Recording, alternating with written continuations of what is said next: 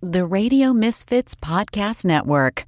From the birthplace of modern winemaking, Sonoma, California, you're listening to The Winemakers with your hosts, Danielle Langlois, Bart Hansen, Sam Coturri, and Brian Casey.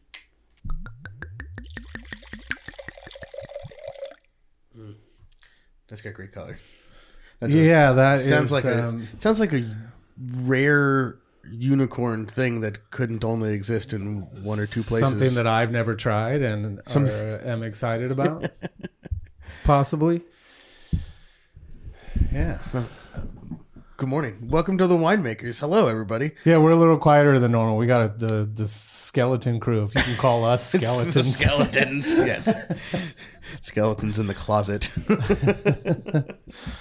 Bart's out helping his mom in Petaluma. Danielle's got a sick kid, so it's just me and you, Sam. B team, B squad. Is either going to be fantastic or we're going to go off the rails real quick.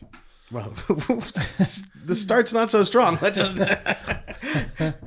we have Jen Rue of Oakville Ranch. Something we've talked about this for a while. Yeah. So finally, every once in a while, the people that I try and schedule shows with, it takes like 4 years. It's got to happen organically, Sam, is what it is, right? Yes, clearly. Yeah. It's the Coturri way. Yeah. There's no just like hunting them down until they bend to your will. It's got to be like, hey, she was probably over here picking up El Molino. And she's like, I guess I could swing by for a second. Wasn't sure if you were serious, so I thought I'd just make him ask 3 times at least. Right? I get that a lot, actually. I don't know what it is. I'm deadly serious. But I got so many questions because Jen and I were talking before we started recording. Is that, I hear stories around here from different people, and you always get different perspectives on things, but you never really know what the truth is. And so I'm thinking maybe with you here today, there might be, I don't know, some actual historical value that would match up with something on paper or on the internet or something. Can we just start with the history of Oakville Ranch? Because I see the name a lot. You see it on other people's bottles. You see your wines, but like how long has Oakville Ranch actually been growing grapes? Can we talk about what we just poured first? This wine that you've been dying to try, yeah. And then go there? Yeah, of course. Okay. It's the 2023 Oakville Ranch Grenache Rosé. Which Grenache is already kind of a unicorn for us in Oakville Ranch, but then to get a rosé made from it, it's like taking it to the next level where your accountant's like, what the fuck are we doing? Exactly. Where have I heard that before? It's a little self-indulgent, maybe. 100%. That's why I love it. Yeah. Yeah. That's delicious. Should I explain that statement, or that's the thing? I mean, look, unless this is the first episode that you've listened to, which hopefully many people will because all your friends will tune in, we talk about Oakville Ranch on this show a lot. At least for the attain. And, we talk about But it's one of 43 vineyards, and so I think less than that. It's like 34. But I think it's cool to actually... Oh, that's got some grape texture. Yeah. Yeah. And at this temperature, it's fantastic. Yeah. Because it's not cold. Totally. For those viewers at home. Yeah. Give me some Bandol vibes. Mm-hmm. Yeah. But it's cool that we're just going to talk about Oakville Ranch because I'm totally curious about how it all started, and I hear all kinds of crazy stories. You mean from my father? Yeah, just around. Okay. It's through osmosis here. You just you hear stuff and you don't know what the heck's. So I guess it depends on how far back you want to go. Yeah, I mean, like when was it first planted? First planted. Hi, Jen. Welcome to the show. And where is it exactly? For people that have never seen it, because I get this question a lot, exactly where it is. And sometimes I feel really silly asking that, when I ask people, well, are you familiar with where we are? Because it seems like it should be self-explanatory, but in the Oakville scene, we're on the east side of the valley. So just as you go up Silverado Trail, just as you pass Oakville Crossroad, like not even a quarter of a mile. You go up a 2-mile driveway and we're at the very tippy top of that hill. And it ranges between about 550 feet in elevation to just a little over 1,000 feet. So it's the farthest east of the Oakville AVA and the highest in elevation. Because on the west side, it only goes up to 500 feet. But no, I didn't realize that. Yeah. Most of the Oakville grade is not in Oakville district. Once you get above, Right. yeah. Interesting. And that road that goes up there, what else is on that road on the way up? So Della Valle's up that road. Okay, the we've been there. The Yeah. Oakville Vineyard. Okay. The Leopoldina, the Turnbull Leopoldina Vineyard is there. So we've got some great neighbors. Some cranky. There's also some cranky neighbors. You could ask Maya about this. Okay. I just go under the radar. Just keep your head down. Yeah. But is it a road that like a lot of people are coming up and down, or is it you got to know where you're going to be on that road? I think you pretty much need I would call it a driveway more than I would call it a road. Right. And there are certainly people that I've had come up for one reason or another who have been in the valley for a really long time, maybe even grew up in the valley. And I didn't know this was here. Yeah. What is this up here? I mean, because it does, if you've ever taken a balloon ride in the valley or anywhere else, you kind of realize that, the way it folds up and just the sense of geography is actually really bizarre, because as you stand in the Vista Vineyard, you're looking at, Continuum on one side and Stagecoach and Van Gogh. I mean, you really have an interesting kind of perspective on the east side of the valley. Wow. And looking down on Screaming Eagle. Right. I've said that in more crude ways, but we're in mixed company today, so I won't talk Looking about down- the angle. I did grow up with brothers. The so, angle that you can stand on that yeah. rock wall there in the summit block and aim right down towards Screaming Eagle. No, it's a really great vista to look out, and particularly, it doesn't even matter if you've been in the valley a long time or if it's the first time you've been there, but to have the perspective to be able to look down, the San Pablo Bay and then look all the way up to Mount St. Helena, it really does, on a nice clear day, realize, oh, wow, this is the shape and scope of the valley. It is this sort of narrow tapered thing that is, distinctive and kind of. For real, that 180 from like that rock wall that I'm talking about on the summit block, looking north. How many south, panorama shots do I have of that? I mean, it's ridiculous. Probably clogs your phone. A lot, and also, during harvest and getting up there at dark o'clock, it's now that everybody's picking under lights, it's nowhere to hide. You're like, oh, I know who's picking today. What's going on? Yeah, exactly. You really can see it all. Yeah, it's a cool spot. Yeah, because we talk about taking you there. No, we talk we about that worked here when we did that. We did a West Wine tour with our little staff as it was in 2020 in like either late February, early March 2020, and we went to Oakville Ranch. And the van made it up the hill. The van made it up the hill and back down. Yeah. Yeah. I don't really remember going back down, but it made it up. Yeah. But we talk about that here on this side about getting up on Norbaum, up into the Moon Mountain District, that you can see San Pablo Bay, but you guys have the same thing. You're just a little further away than us. Yeah. Yeah.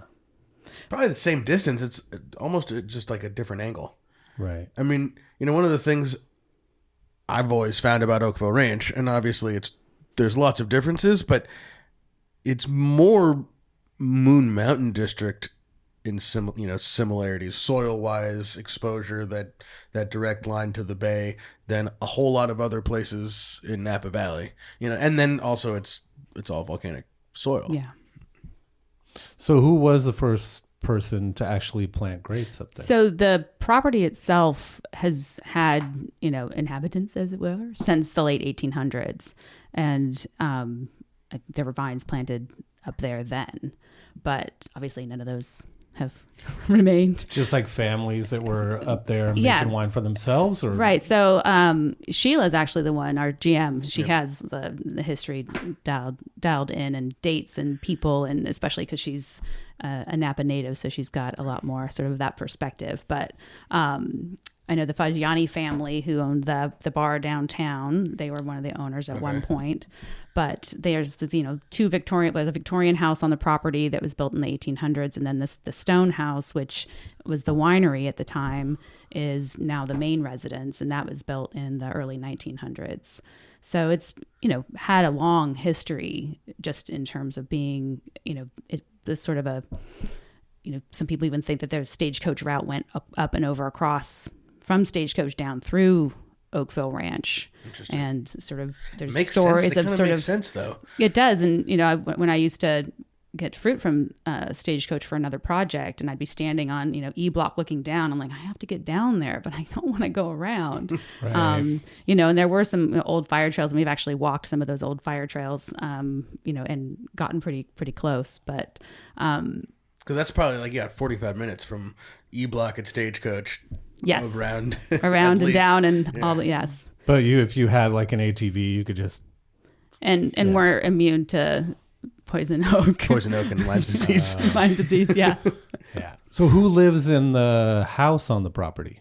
So Mary Miner lives there part-time. She also has a place in San Francisco. So sort of a weekend retreat. Usually sort of the summertime is the main time. But she's up there all the time. I mean, it's paradise. Why not? So that's Miner Winery, MINER? Okay. So maybe we should, yeah. So let's, because Dave. Right. From all the Roan Rangers and Right. and hospice and Girl in the Fig Life. Yeah. Yes. So getting more into the current iteration of Oakville Ranch, the name Oakville Ranch does predate Mary and Bob Miner's ownership of the property, but they purchased the property in 1989. And that was the first year they made wine from the property. So it's been a brand and has been under their stewardship since then. And Bob Miner was one of the founding members of Oracle. And when they purchased the property in 1989, the idea was sort of a getaway. And, Bob had a love of wine, this amazing property. But unfortunately, he got really sick and died in 1994, died very young. And since then, Mary's been the steward of the property and engaged starting in 2007. That's when, Phil came on board. And that's kind of when we started a whole replant of the current property. And yeah, how did that all happen? Your dad was, at that time, was he farming Mayacamas? No, I mean, Oakville Ranch was really his first sort of Napa stake in the ground. But I have no idea how it happened because I was in Reno, not paying attention to Sonoma and Napa Valley very much. Yeah, so the GM at the time and the winemaker at the time. I know. Yeah, you know how it happened. Yeah, yes. And the winemaker at the time, Ashley Heisey, it was clear that in order to take Oakville Ranch to the next level, to really, bring it into being the place that it is, the place that it has the soul and heart to be, it needed a different type of farming, and when you think about, where Napa Valley was, in the early 90s, and then as we got into the aughts, and sort of the maturation of the valley and an understanding of what farming soil actually meant, right? And understanding that, organic farming was really an avenue to be able to get some of that depth and texture in the wines and, and also to honor this amazing special site that we really have. So Phil was kind of a natural choice, even though at the time, like you said, Napa Valley wasn't really part of, the scope and sphere of where Phil was really operating. But it was Paula Cornell. Who will be? We'll have to. Now that I'm thinking about this and saying it out loud, we'll have to get Paula Cornell on the show because her family story is amazing. Also, her father had a champagne house. I'm blanking on what the name was right now, but basically where Safeway was in Sonoma until through into the 70s. Wait, what do you mean a champagne house? They made, it was California sparkling wine, but it was in the days when you could call it champagne on the label. Okay. And she had been at Carmenet when during the fire and after the fire, and when Phil replanted Carmenet and converted, that property to organic farming. and then she was at Oakville Ranch, and that's how Phil got there. Mm-hmm. I was going to say that makes sense if you said there's similarities between Oakville Ranch and the Moon Mountain District. That I'm imagining that's probably what Paula saw there too. Well, I think the other part of it is, one of the things that I've noticed about being in this business is the people that find each other, and really, there's the person, the people aspect, but then there's the place, and I think that how natural the marriage is between, Phil's ethos and what, was the property was crying out for in a way. They just, it found they found each other. Right. And, doesn't really matter who the conduit was in a way, because I can remember, just being a baby winemaker type person and, not really knowing anything, but feeling that, when we talk about conventional farming, right, when we talk about just these, strip spraying and dead soils, really, you could almost feel it in a sense. Right. And it was right around the time that, so I started with Oakville Ranch in 1998, when the winery was on the Silverado Trail, which now is Miner Family. So to kind of connect those two dots, Bob Miner is Dave Miner's uncle. Okay. So when Bob died, Dave was, part of the Oakville Ranch experience, and the winery was down on the valley floor. Clearly, having 3 children to raise and this beautiful property and having a winery was, maybe more than a person should really be trying to deal with, right? And so Ed and Dave purchased the winery from Mary, and that was when Miner Family Winery became an entity and separate from Oakville Ranch. So even though Oakville Ranch was selling fruit to Miner, there were 2 sort of separate entities, and eventually the winemaking home for Oakville Ranch left Miner Family, for a lot of reasons, but also to kind of solidify that there are distinct projects. And even though there is a family connection, there was always sort of that confusion. They'd hear Mary Miner and then they would think Miner Family, and it would always get sort of confusing.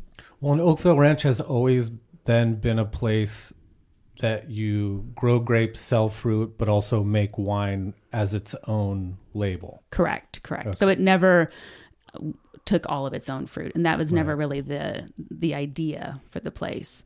And as time has gone on, I think that's one of the things that's really distinctive about Oakville Ranch. And in some ways, to have a project where we're growing estate quality fruit for 14 to 20 different winemakers, depending on the vintage, really, the idea there is recognizing, we don't have the notion to have our own estate winery and be able to bottle 68 acres worth of Oakville Cab Franc, and Grenache.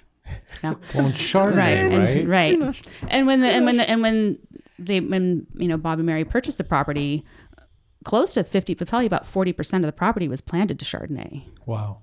And there was Chardonnay and Merlot, a little bit of Cab Franc, maybe 10% Cab Franc, something like that, and then Cab. And the row orientation was completely different across Plateau and Vista, so that was also kind of part of what needed to happen. And the Chardonnay is still currently there? So Chardonnay is still currently there. We we only have about 1.2 acres of Chardonnay. So then Oakville Ranch takes all that and makes that on their own. So Chardonnay, the field blend that we taste, those 2 blocks exclusively go to Oakville Ranch because they're small. They're sort of designed just to be just for us and kind of honoring the history of the place. So the Chardonnay is a combination of some Shot Wente and then what we call the Miller clone, which was kind of an homage to Joe Miller, who was the vineyard manager before Phil and had been there for a really long time. And he was the one who planted that. Now, there's some question, is it C clone Chardonnay? We call it Miller. We're always going to call it Miller because that's who brought it to us. Well, let's. You do some Chardonnay. Get into the. And you brought a 15. Yeah, I brought a 15. Stoked. But I also don't want to stop having rosé in my glass. There's a whole bottle. There's a whole bottle, and there's only 3 of us. And there's a spare glass over here too. So. Yeah. we will talk about the rosé at some point, I'm sure. I mean, Brian called with especially with a couple of years of age on it. It's got Bandol quality for sure. Oh yeah. So shout out some other people who get fruit from the property besides 16600. So I'll kind of start with, really. Sorry, I got distracted from my wine there for a second. The OG people, we've had, really been so fortunate to have people that have been buying fruit from us from the very beginning of, when Phil came on board and we started the replant. So we've obviously got Favia up there. So Andy Erickson, who was former winemaker at Screaming Eagle, right? Just below. And then him and his wife are the ones doing that Favia project. I love those wines. Yeah, really beautiful and really their use of Cab Franc, especially. Right, yeah. And we share the summit block of Cab Franc with them, which goes into our Roberts Cab Franc bottling, and then it's like the joke that I say when I'm talking about Oakville Ranch Grenache, right, is that the list of Napa winemakers that get fruit from Oakville Ranch will break your toe when you start dropping those names. It's a heavy hitters list. Yeah. Sam Kaplan from Memento Mori's up there. Mark Harold for the Be Wise wines and Mark Harold wines. Keith Emerson gets a little bit of fruit from us. Obviously Dakota Shy. Right. Which Tom Garrett didn't know of Dakota Shy until one of Diddy's cheese parties when someone brought a bottle of Dakota Shy Oakville Ranch. Yeah. Yeah. I wasn't familiar with that label. We're too poor to know of Dakota Shy wines unless you're selling that. It was one of my favorite wines that I tried that day. And I was like, how come I've never seen this before? Because it doesn't exist in our tax bracket. Yeah, okay. And then obviously Patria, Tony Biaggi, has been getting fruit from us for a really long time. Helen Keplinger. Right. I'm like rolling through the blocks. Yeah, it's a heavy list. Well, and we're really fortunate because, I think the proof is in the longevity of those relationships and also sort of in the model and the idea of, if we wanted to, we could have, said, okay, fine, let's find 3 wineries, just divide up the property and be done, and certainly, the way it's planted is planted in, 2-acre parcels with the idea of having kind of estate sized, blocks for fermentations. And will you just explain that for people who aren't in wine? So, the notion would be that, a few different things. I mean, it's easy to think, if you're on the valley floor and you have these like gigantic blocks, that the sort of this illusion of homogeneity that you have, right? That you're like, oh, I'm gonna have this whole block and it's all gonna ripen at the same exact time, and I can just like bring in, 20 tons of fruit or whatever it is. When you're in an estate program, looking at the individuality of each block and understanding them and having the intimacy of knowing, from, for example, Vista South 2 compared to Vista South 6, they have a different ripening schedule. They're different clones. So we have them planted to different clone and rootstock also to kind of highlight their special characteristics, if you will. Yeah. And then also just the fermentation size. So kind of 5 tons is sort of a nice, comfortable tank size. You have a good size fermentation, but it's not so large that, you're now dealing with, kind of, how can you say, a charging bowl with respect to thermodynamics of like the speed of the fermentation. You have a little bit more manageability in terms of the way that wine ferments. Those things like that, I think are interesting to people who aren't in the wine business because I don't think they understand sometimes why we do things a certain way. Well, and I think sometimes we don't understand. That's exactly what I was going to say. Do we get it? Because that's always the way we've done it. No, and just manageability. But the way I like to look at it is, I sort of think of, if you look at our label, which you can't see because this is a podcast, the different colors on the label represent the colors from the vineyard, and thinking of it from an artistic perspective, we look at it as though we have a certain pigment of blue, and what better way to celebrate that than to get that in the hands of a myriad of different artists and get to see what they do with it. If it was just us, you would have a perspective, but being able to have multiple perspectives in the same place is a way to kind of celebrate it, but then also have that diversity of expression that, you're not hoarding this beautiful thing. I mean, I say every year that one of the most amazing tasting experiences of the year is the Oakville Ranch. And it's not open to the public. There's no press. Probably not even supposed to talk about it. It's like Fight Club. But you go and it's this list of winemakers, and we're all sitting around a table out on the patio behind Mary's house and tasting through the wines of the previous vintage. They're mostly barrel samples and in process and progress. But you have a who's who list of the most amazing painters, and they all have the same palette. They all have the same colors that they get to play with, and you get all these really different expressions of the same play. It's mind-boggling. And then I show up with Grenache, and everybody's like, "What the hell?" Right. Like, woohoo! Thank God. No, I think it's it's a really, I think it is that sort of celebration of what we get to do, and it is one of those things where, I look around and I think to myself, "What? How did this happen?" This is. Anyhow, but to talk about this wine, it is a table that induces some imposter syndrome. You're like, one of these things is not like the others. Well, and I think also being able to see, the voice of the site. I think one of the things that I'm often asked by people that aren't in the, that this isn't what they do for a living or aren't collectors.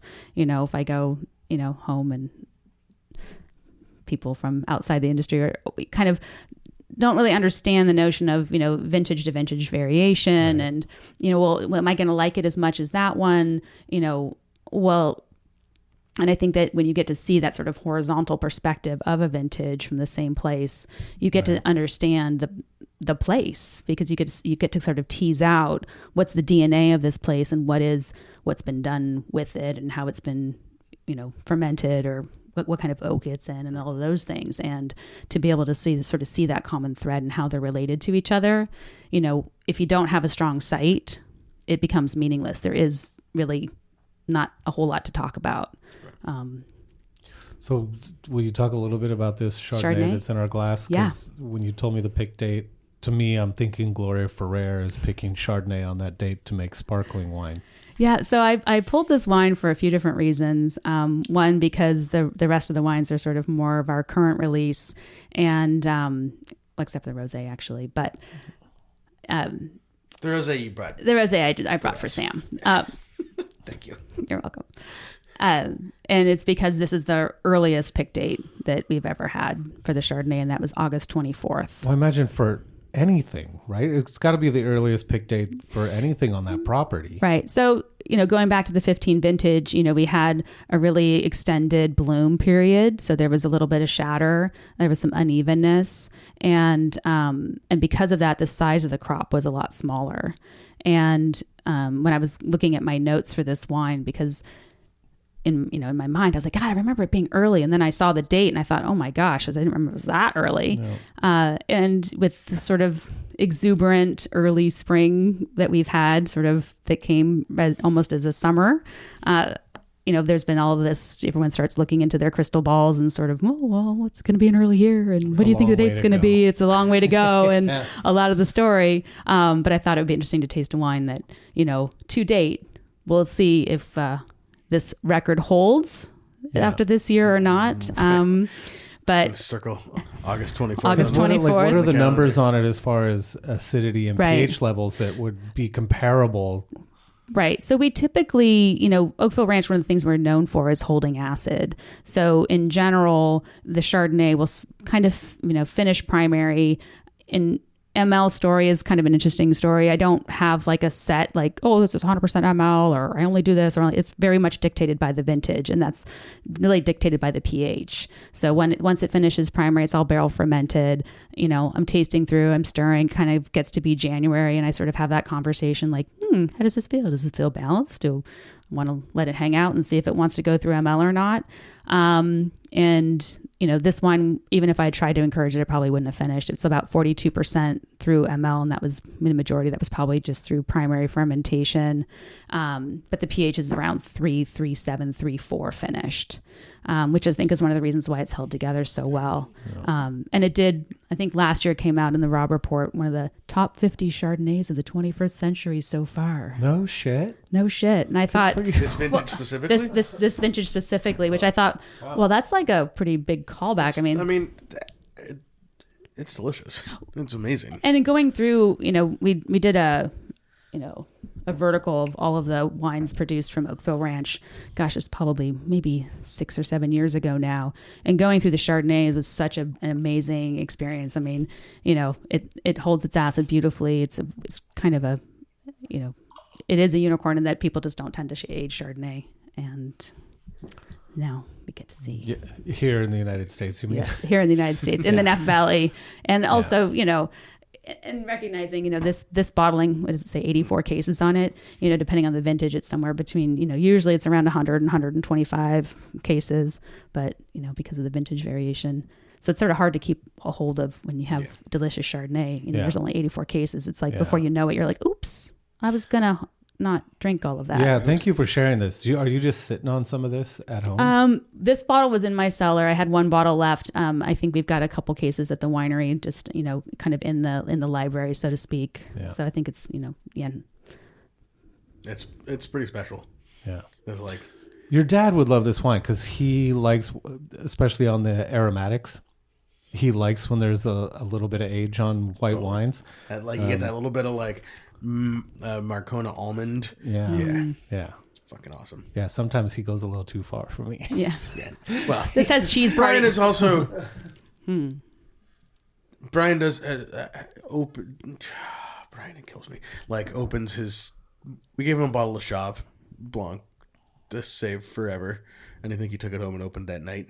For sure. I'm not saving that stuff. Point being, Brian likes to drink his white wine. Well, and you know, this has sort of cheese party written all over it. So yeah, for sure. Yeah. So what's your deal? What's your history? How did you get into wine, and why are you up at Oakville Ranch? And what were you doing before that? Oh. How did I get into wine, and how did I end up at Oakville Ranch? So I am part of the, I guess, cohort of folks that are not UC Davis people. I went to UC San Diego. I grew up in the South, as I like to call it, Santa Monica. And my dad was, you know, always really into wine. We always had it on the table. And what was he drinking? Actually, like Ridge, like a lot of kind of more like field blend type wines. I mean, Cabernet, I can remember there being Cab on the table, but that wasn't what I would kind of smell it and taste it and be like, it's not for me. Yeah. You know, so it was just kind of there. It wasn't really something that I thought, like, you know, because of sort of the disconnect, it wasn't really something I thought people did. When I was in college, I brewed beer. So in your apartment? And in the summers at my dad's house in the garage. Okay. Carboys? Yeah. Mm-hmm. Yeah. Big stock pots on the stove and then fermenting in the garage kind of thing. And, you know, kind of got into fermentation that way, you know, primarily kind of as a hobby because I could afford to make better beer than I could buy. And that was sort of the era of kind of the microbrewery kind of craze. Where were you getting your materials? Just like there were homebrew stores. Yeah. I only know the one in Santa Rosa. That I've been to. No, in San Diego, they were kind of all over the place. And also all of the materials that you use to make beer are food stuff. So you don't have to be 21 in order to buy those things. Oh, I never thought about that. Oh. So you can have all of the, just like grapes, I guess. You can buy grapes. You just can't drink wine. The people who brewed beer in college, were they 21? I don't remember now. Mm-hmm. It was Reno. We all had, it didn't matter. Yeah. Maybe not. So yeah, we would definitely go and use our fake IDs at the homebrew place because he had the beer. An ID well, he had beer in there. Oh. He had like a, you know, little draft set up, some taps. Huh. Wow. Okay. Yeah, so I'm a rule follower, but I'm also a loophole finder. Maybe, I don't know. Yeah. You would have been fun coming out of Prohibition. During Prohibition. Here's how not to make wine. And it's also kind of funny. Like I sort of joke, that I'm like a third generation winemaker because my dad growing up in San Gabriel, all of his neighbors were Italian immigrants and they were all making wine. And he was like, he would tell me these stories like, we'd get these big blocks of dry ice and they'd be so hot and we'd throw them in there and they'd just explode. It was awesome. And you can't go too far in any sort of family recipe book before you start finding like, elderberry wine recipes and all of this. So, it's so easy to sort of realize it's easy to feel like we're that far removed from that kind of lifestyle, but it's really not, at least maybe for someone in my generation. So anyways, fermentation just sort of was interesting. I would be reading in the books, making different, types of beer, and there'd always be chapters about wine. And then I did my junior year abroad in Spain, and that kind of solidified just the daily culture. And then also price, right? I mean, you could buy wine for cheaper than you could buy, Coca-Cola, which I don't drink anyways. And where were you in Spain? I was in Madrid. And going to school for? Well, I was studying biology, and then when I went abroad, I kind of was trying to make a decision about, humanities and arts versus science. I'd always been a science kid, and at the same time, I always really loved literature and art, and I was kind of thinking, well, let's just give this a try. And I missed science too much. I craved it. And it was an amazing experience. So I went to the Complutense. So, the UC system has a, exchange program. So you take classes in the actual university. Yeah. But be honest, when you're that age and someone says you can go to Spain, are you thinking, oh, this is going to be really great for my education? Or are you thinking, yeah, on my days off, we can actually have a really good time in Madrid? Sam could probably vouch for the fact that I'm a bit square, okay. Or maybe like a bit dull. I don't know. That's why it took 4 years to get her here. Yeah. No, I think, I also really, I sort of had travel in my history and my background, as a family. And I just like the idea of going someplace different and getting away from Spanish? home. Yeah. So I had a boyfriend in high school. Well, growing up in Southern California, it was kind of, it's basically Mexico anyway. Yeah. Well, and I can remember Santa Barbara. I can remember it all was, right? I can remember going, I told my mom that I wanted to take French, and she's like, well, you can take French after you've learned Spanish, Smart mom. Yeah. And I listened to my mom. So, and then I had a Chilean boyfriend in high school. And so when I'd go to his house, I always thought it was sort of silly. Like, okay, everyone there is going to speak English because there's one person here who doesn't speak Spanish. Right. Like, I'm in your home. I'm in your country. Like, let's be real. Yeah. So that was also, a nice bonus. Yeah. And it's come in handy. I think Brian was also asking that question because he has a daughter who's about to go to college and he's worried that she's going to go to Spain and party the whole time. Even though she's probably addicted to science and doing good in school also. But I think she's also maybe like you, Jen. She's like this summer she's going to Spain, France, and Italy. So I think for her it's not like I can get away from the family and go party my ass off. For her it's I can drink a beer, woohoo. Yeah, no. She's like, been to Spain. Yeah, exactly. No big deal. Well, and also then, it feels like the dark ages because, we didn't have computers in our pockets. I can remember having to go to the payphone and, getting one of those calling cards to try and call home. Having the independence. And I think, Santa Monica is a relatively small town, but you're kind of encapsulated in a larger town. And then UC San Diego's, particularly compared to Napa is, right. And then going to Madrid, a major city, there is that sort of the intoxication of being anonymous and having all of these incredible things right at your fingertips. It's, a way to disappear into another place is, I don't think you have to necessarily be partying. It's just like sucking the marrow of life. What better time to do it than when you're 19 years old no kidding. And out of the view of your parents. Right. So what were the wines that you found in Spain though? Really digging in on the Rio or just whatever. Just kind of whatever was sort of on the table, whatever was, whatever friends had, that kind of thing. It wasn't really, and I've never really been a person who has this sort of encyclopedic knowledge of, I'm going to remember every single bottle I try kind of thing. But it was more just the way it fit into daily life and really looking at, wine as a food. You know, you don't really drink wine just on its own. I mean, here we're tasting wine, but it's always accompanied by food. It's part of the conversation and culturally, you know, part of the experience. So, you know, all those things kind of, you know, it's not a unique story by any means. But all those things kind of filed away, went back to UC San Diego, continued. I changed my major to ecology, behavior, and evolution. So like a subset, which is a smaller program within the biology department there. And, you know, when I graduated, I was still kind of like a little unmoored and, you know, you're doing all kinds of things. And I thought, my dad actually was the one who said, why don't you just give it a go? Like, what do you have to lose? Just go up to Napa.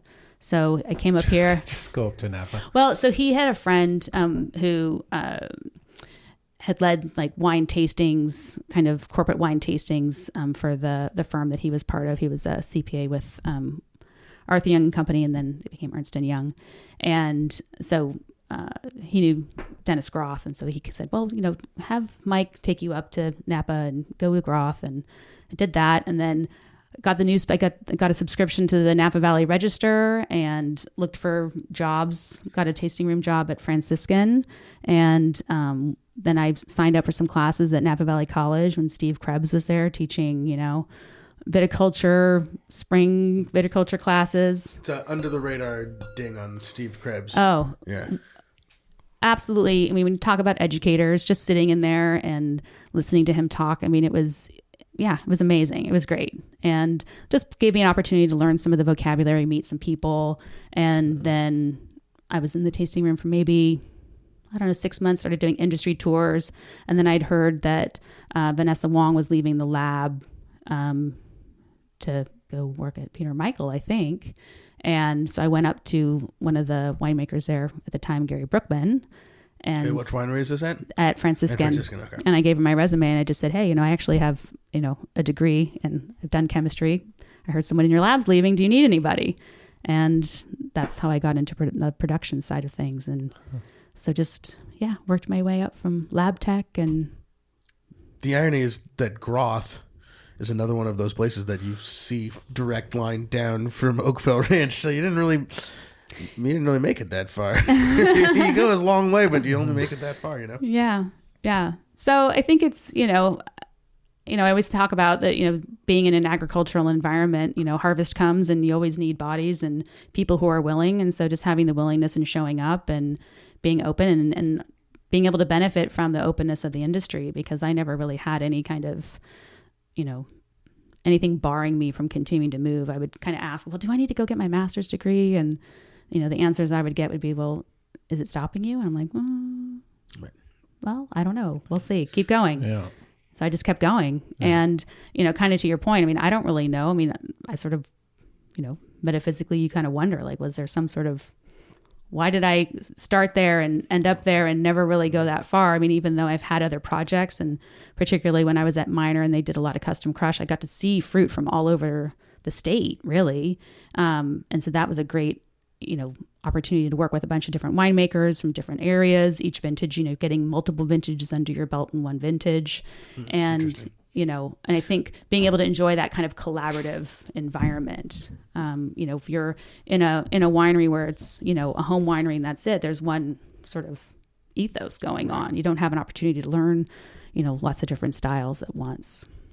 So you're talking about being at Miner, the production facility, but what were you doing? This is when you were doing lab work, or this is when I was doing lab work. So when I left, then I left Franciscan in 98 to work. So Gary Brookman at that point had left to go work at Oakville Ranch Winery on the trail, which is now Miner Family. And I'd kind of gotten an uneasy feeling at Franciscan. I didn't know enough to know what was going on, but of course, like 2 months after I left was when they'd sold to Constellation. Oh. So my spidey sense was telling me there was a disturbance in the force, you know, and I'd really enjoyed working for the Huneeus family. They'd given me a lot of really good opportunities through all of the different estate, you know, projects that they had. So I went to Gary and was like, hey man, okay, so I've been in the lab for a while. Like, what do I do next? You know, do I go get my master's? And he said, no, come work for me. So I went to work in the lab at what was then Oakville Ranch and then became Miner. And then I stayed there for 10 years. And by the time I left, I was assistant winemaker and had two consulting winemaking gigs that I was working for at the time as well. But how's that jump from working in the lab to assistant winemaker? I think that, it is kind of a tricky thing. Anybody who has hired someone to work in the lab that's in a small family winery, you're trying to keep a good person because they oftentimes have to leave in order to become an enologist or to make the next step.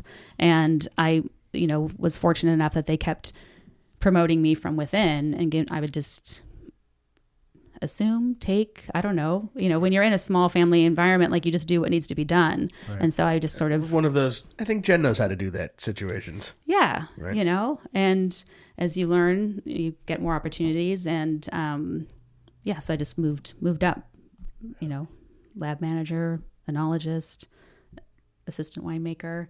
And then, when a couple people they were doing custom crush there and they needed a winemaker, and Dave and Gary at that point were like, well, how about Jen? She can make your wine for you. So, there are a lot of places where, there's a sort of kind of proprietary sort of feeling about personnel, like, oh, well, don't let them do that because something terrible is going to happen. They're going to want to leave. And I think that the sort of openness and the generosity of most of what I found in this industry that I've experienced has been that openness and generosity of wanting to see people grow and bloom. And I think recognizing that that's, for me, the nature of the beast, right? Like the reason that I do what I do is because it is this iterative process. Like every year I get to try again and apply what I've known and talk to more people and solve more problems and, hopefully just keep making better and better wine, right? And so that kind of hunger, I think, is something that, when you see it in someone else, you want to kind of nurture that and nourish it. Do you remember when you first were making wines for Custom Crush? Do you remember any of the people you were making wines for? Well, I mean, I know that, there at the time, so Pam Starr was one of the people that I met working there when, she was Astrali Terra and Crocker Star, and, being able to kind of experience someone who was doing their own thing and, had a really strong viewpoint and was really great at educating, and also really open. And then actually I met Kirk Vange at that point too. He made some of the early wines at there, and learned some things from him as well. When you're writing when you said that, I have to know, what does this mean? What do's and don'ts? Well, when you're writing the work orders, when people are coming to you or you're doing all the pump over schedules and you're kind of like, hey, so why are you doing that? Right. Why are you doing that for so long or so frequently? Or, why are you doing it before you do that kind of thing? So I think it's more, I smile because, again, the people, talking about this is an industry of people and relationships, and the people that have that openness to share and that aren't like, hoarding information because they know, I can't do what they do because they're them and I'm me. And I wouldn't want to, anyways. Yeah. So learning about, Philippe Melka had a couple wines there early on. I actually, on the project that I did it was a tiny little label called Flying Horse, which is the first brand that I made wine for, like as a winemaker. Denny Malbec was a consultant that came on a couple years later. And I can remember someone saying, like, well, aren't you insulted that they bring in a consultant? And I was like, no, this is like the best present ever. I get to talk to another person who knows way more than I do, who, it was an amazing gift. Yeah. So I'm trying to think of other people. Well, I'm sure people you mentioned, they have more than a few 100-point wines under their belt, if that means anything to you.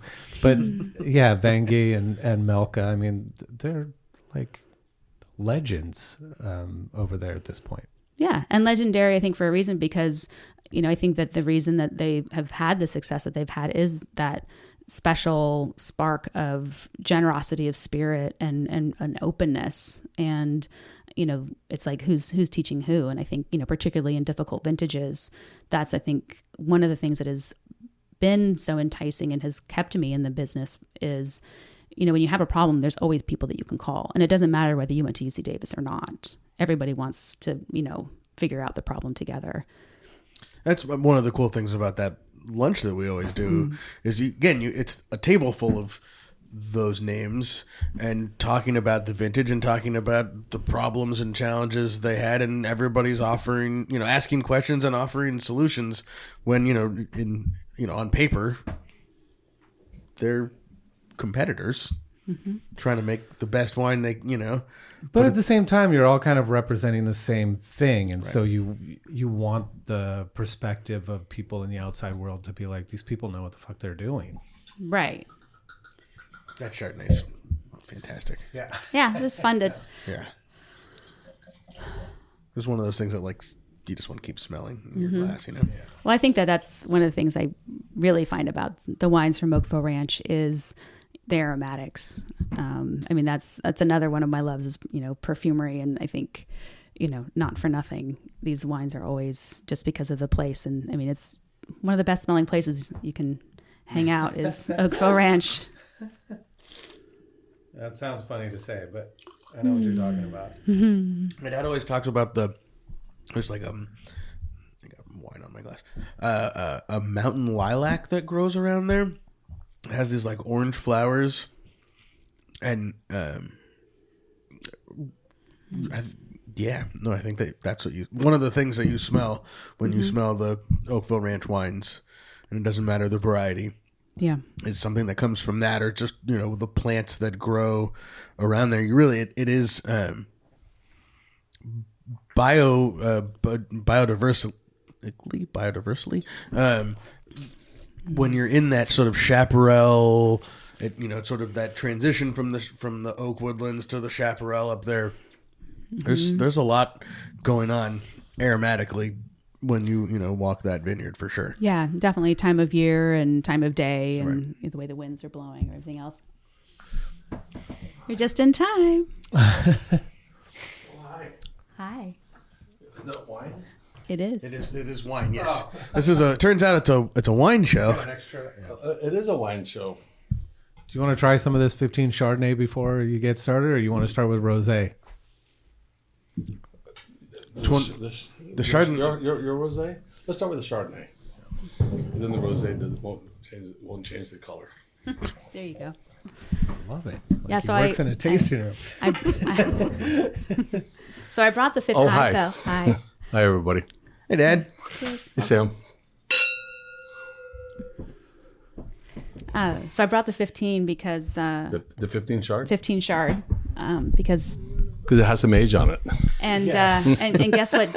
Guess what date we picked the 2015 Chardonnay? September 1st.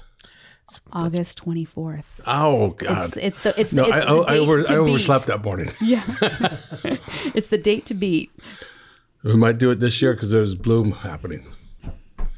I got photos of it today. From the Oakville Chardonnay? No, from table grapes up at Dos Limones. But in Oakville, It's an indicator. no, it isn't. It's canary in the mine. In Oakville, the olive trees are in full bloom, That's why my allergies are the way they are. and the olive trees haven't even started here. Yeah. Well, I love the Right. yeah, Yeah. Yeah. So that little oxidized introduction in the nose. Yeah. I knew you would like this. Well, it's a great vineyard. Yeah. I mean, Oakville Ranch is one of the premier vineyards in Napa County or in the North Coast. Yeah. Not just because we farm it, but the terroir there is, as you'll taste in all these wines, it holds acidity even in the hottest year. That it just blows my mind. Yeah. Even Mark Harold having it half go to raisins still holds acidity.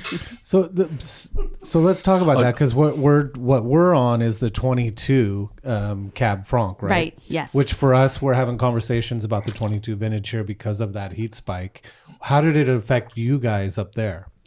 So we have a couple weather stations up our way, and one of the things that actually, when we got the new weather stations, I called them and made sure. I was like, are you sure these are calibrated correctly? They came out. We're about 5 to 7 degrees colder than the valley floor. And we trend, even a few degrees cooler than just right down below us at Della Valle. So I think that's, I know that's because I was texting Maya. I'm like, what did you get? And she's like, I got this. I'm like, our thermometers must be not right. And it's surprising, but not really. If you think about it, look at the exposure of Della Valley. Right. It's just about due west. Not due west. It's southwest. Yeah. And the beauty of Oakville, even though like the terraces are due west in exposure, they drop down and there's this other hill in front of us. Yeah. So you get the heat summation without direct heat. Interesting. If I'm making sense. Yeah. And it will hold its temperatures longer in the evenings, but then it'll be cooler in the mornings. But that's not to say that in 22, I mean, obviously we were, 15 degrees over, kind of critical temperature. Yeah. And, starting in, 2016, we got a little bit of an inkling of kind of in more intense heat. In 17, we put in the first series of misters in some of our blocks, and iteratively we've increased that. So in 22, we did employ the misting, and that really helped. So it's on kind of a 15-minute rotation, kind of creates a little, movement of air, and right. You can get a 10-degree drop in temperature, and that really helped save us. Will you talk just a little bit about misters? I got an education in Miami when we were at that tasting. We were trying 1322 Napa cabs, and a lot of the conversation centered around shade cloth and then misters. But then it went even deeper because it was, where is your mister? How high up? Is it near the canopy? Is it down below? Like, what has been your experience as the most efficient way to use the mister? Well, if you think about it, like, if you, being as that you were in Florida, I think of, Epcot Center. I think of, when you go out into a public space where they have those misting cooling systems, they don't have them like blasting right on you. They have them up above, right? So we have them, they're on risers above the canopy.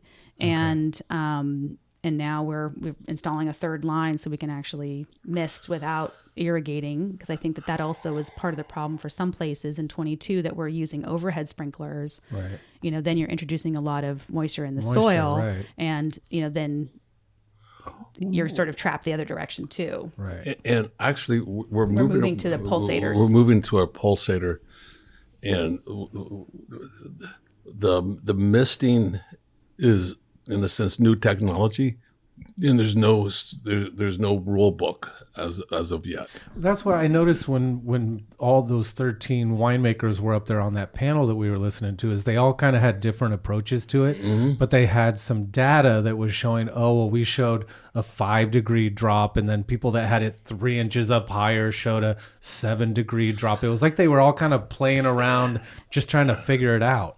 I think it's more than a temperature drop. What occurs in our philosophy in Oakville and in the other ranches where we've installed it, moving away from the misters like you see when you go into a produce market where you get this fine mist, right. And actually using a rotator that puts out less water, but it puts out bigger droplets, and it's the evaporation causes a coolness in the air, and it tends to move downhill because cold air goes to the bottom and the hot air rises. And what occurs is there's a slight air movement that is occurring. Right. That it's the first time he's been on a podcast. Don't worry about it.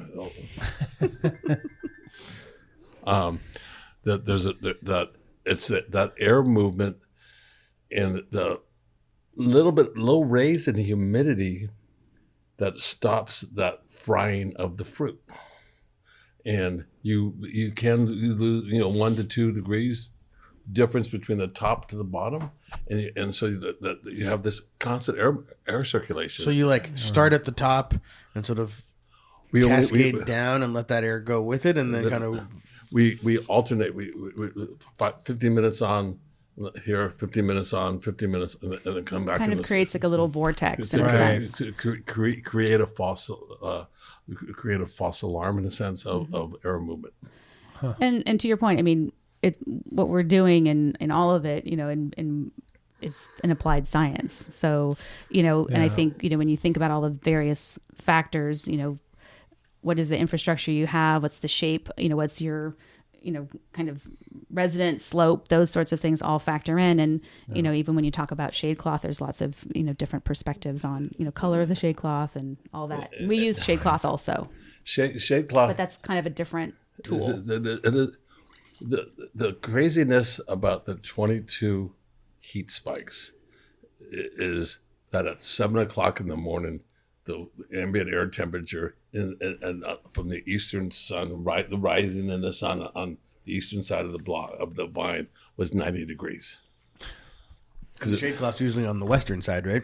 No, we use more shade cloth on the eastern side. The morning. Because the morning side, because there's, and the intensity that happens in the morning when you have all of a sudden it goes from darkness to 90 degrees, that it tends to burn. And also depends on the canopy too. I mean, there's certain blocks that are have morning sun exposure that if they don't have sufficient canopy, in the soils that we're on, sometimes that's the case. So you're sort of creating an artificial canopy in that sense. That's why I just found the whole thing fascinating, because you realize they've been making wine here since 1870s. Well, I mean, you can go back to 1850s, but like in terms of invention here, you would think, in the 70s or 80s, they started kind of playing around with things like this. And it was interesting that people are still having these conversations. And I didn't know if it was just because maybe it's, we have events like that happen in 22, or if it's just getting a little bit warmer every year. And so people are feeling a little bit more like, on edge about what the future could hold. And so they're trying to figure out these things, whereas before they didn't like dial them in. It was just kind of like one-offs. In 2006, I think Inconvenient Truth came out, the documentary that Al Gore was involved with. Right. And at the same time, during that Labor Day weekend, we had 116 degree temperatures coming off of 2005 and 2006 with cool, wet vintages.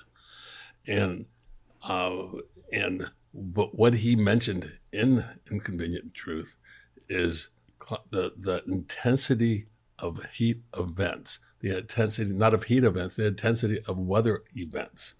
And that is really what we're experiencing now. Since in the last 20 years, 25 years, is this intensity of weather events. You see it in the rainfalls that we're getting. We've had 28 inches of rain this year, 3 storms. And there wasn't a bit of rain during the whole month of January. Then we had a 6-inch storm, 7-inch storm in February, and that's been it. So we're getting these isolated events, and so the same thing is occurring with the heat that we're getting. It's just there's more intensity to it. Right.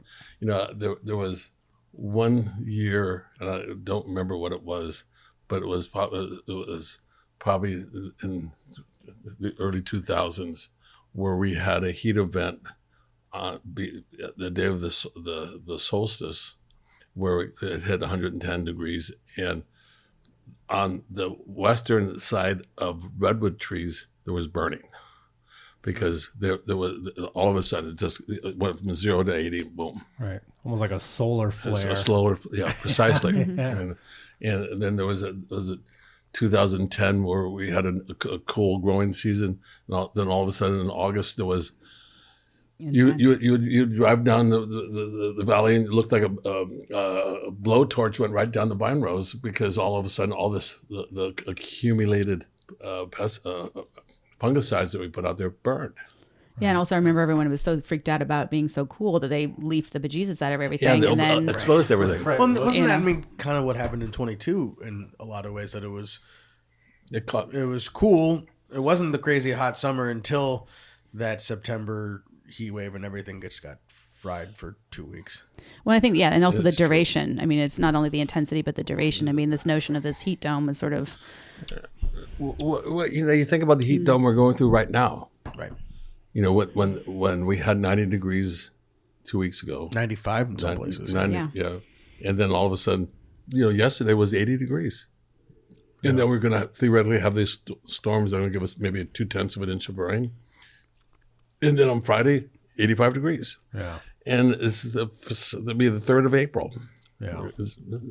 So This wine's fantastic, by the way. Does it not have a label because it hasn't been released, or is just sitting? It was just a shiner. it was that a you shiner pulled? in my cellar. There was Okay. an issue with the glass when we bottled, and so I had to go into shiners. Anyways. What was the issue with your glass? I'm just curious. So there was apparently when they, have the bulk glass and they, ship it in bulk and then they repack it, in order for it not to scuff or scratch the bottles, they have some kind of a silicone type spray that they put on the outside of the bottles. Right. Well, normally you can't see it, but when the bottle got full, I was like, why are these all mottled and weird and sort of iridescent looking? Right. And anyways, it was because there was overspray that hadn't, so I had to have them wipe each bottle off, and then I could label. I love winemakers that get into little details. Oh, it's not it's shit. just it's what's going to go wrong during bottling. yeah, taste the product. No, I love the acidity on this. It's great. The lingering acidity. For a 22. Right? Yeah. So, yeah. And I mean, I think that, there's sort of always a kind of mouth-watering quality to these wines, and a really long extended finish. And I don't know, I'm a fan, but I don't know. This mainly is This is Summit. Summit, yes. 69% Summit. I'm looking at my cheat sheet. Without even looking at it. Oh, yeah. But Well, I looked at it a second ago. Yeah. How much? Not surprisingly, Jen got thorough notes and studied them before she got here. Sometimes we actually do background information on our guests. That's a level of background information the guest back this direction that we don't usually get. Like I said, just a security blanket, because I mean, like you guys, I'm like, I could tell you anything. Like, well, yeah, it's 100% You Summit. could tell us anything we wouldn't know. So it doesn't matter. I like to be as factual as I can. We appreciate that. How much wine do you make under the Oakville Ranch label? That is a great question. It's usually across all of the wines that we make. So we make 5 different wines, maybe 1,000 cases. So the Cab Franc is usually somewhere between 75 and 150 cases, depending on the vintage. Cab is around 350, between 250 and 350. Yeah. Then field blends another 125. So it's. And I know we haven't tried it yet, but what the heck's a field blend? I'm excited about What that. the does heck's that a mean? field blend? Because another thing that you don't get a lot of. Yeah. Well, it used to be called mixed blacks. Mm-hmm. Oh, you guys, so you have other stuff. So I'm thinking Oakville Ranch is Cab Franc, a little bit of Chardonnay, and then the Grenache. And a little bit, and then we have a little block of Petit Syrah and Zinfandel. Oh, see, I had no idea. And Never there's had that actually one. a few Carignan Yeah. vines still out there. Mm-hmm. Traditionally, that was planted there originally, I believe. There was an original planting of field blend that had Alicante Boucher and Carignan and a bunch of stuff. That Cab Franc, though, is really good. The Cab Franc from Oakville Ranch the is cocoa stuff going on. That's really nice. It's like framboise. always. It'd be spectacular to do a vertical tasting of the Cab Franc from Oakville Ranch, and having to even go for 10 years in a row, because you'll see it. It is what it's a real good presentation of what Cab Franc could be. Yeah. Or it is, because there's our philosophy in growing it there. You want to have the same heat summation as Cabernet, but you want to have it not direct exposure to that you would have the Cabernet that Cabernet would have. And why not?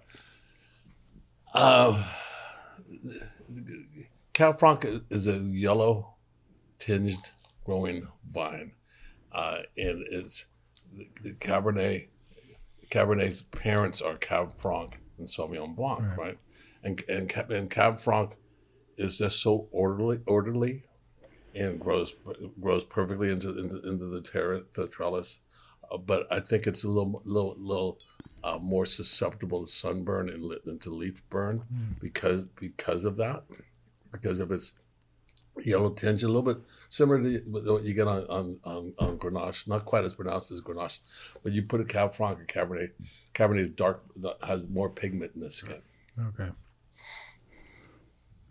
All right. So, what do you guys even track what's in the field blend? Like, Yes. do you know It says on exactly? the label. Do you know exact percentages of things? Yep. So we At least they made it up for the label. No. so there's two ways we can look at it, like vine count, how many vines of each varietal we have. Right. But I do pick, even though I co-ferment it all, just to get an idea of what the percentage is, because it does swing, significantly. I mean, it depends on what your set's like that year, depending on the varietal. So it's the 23 is, what does it say? 70? 76-24. Yeah. Zen Petite Syrah. Okay.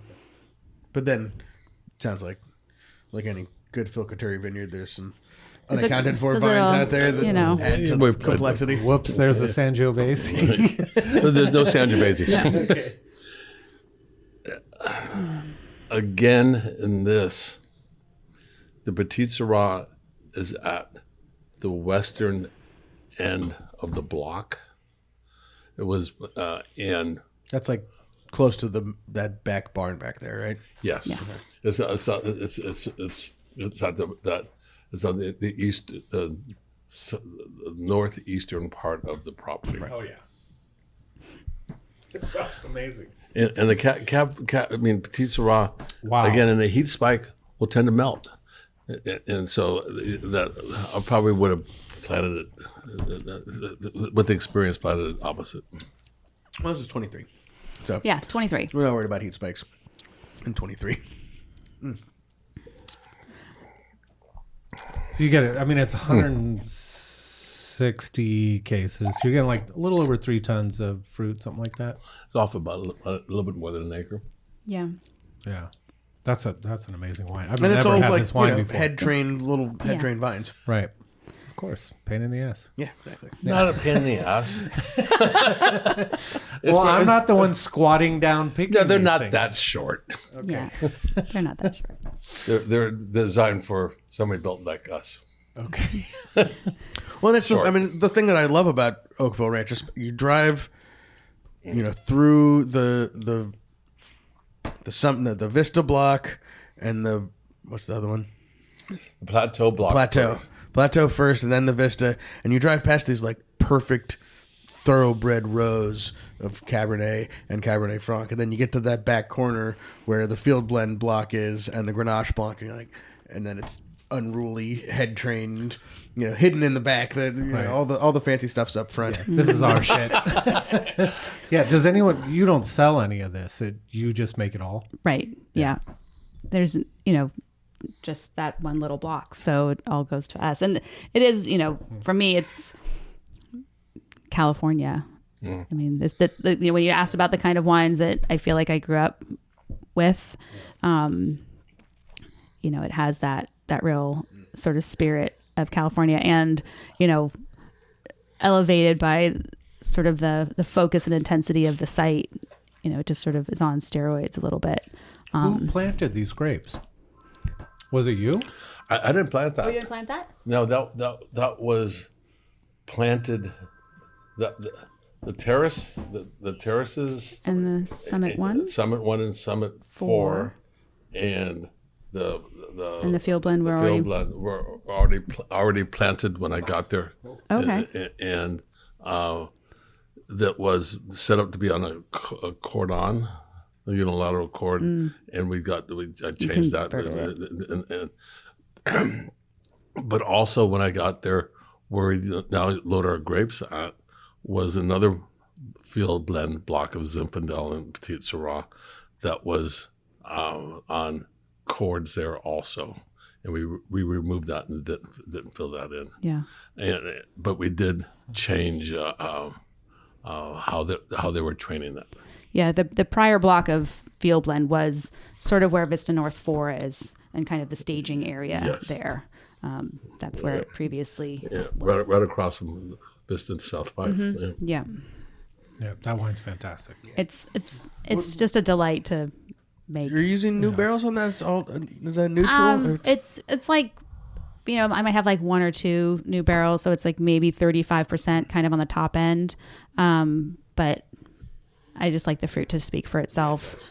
Sort of have some supportive oak structure, but really it's and also kind of maybe sometimes as I get like, wow, these barrels are getting kind of old. Maybe I need to like, freshen things up a little bit. Sometimes they get a little damaged in life. Right.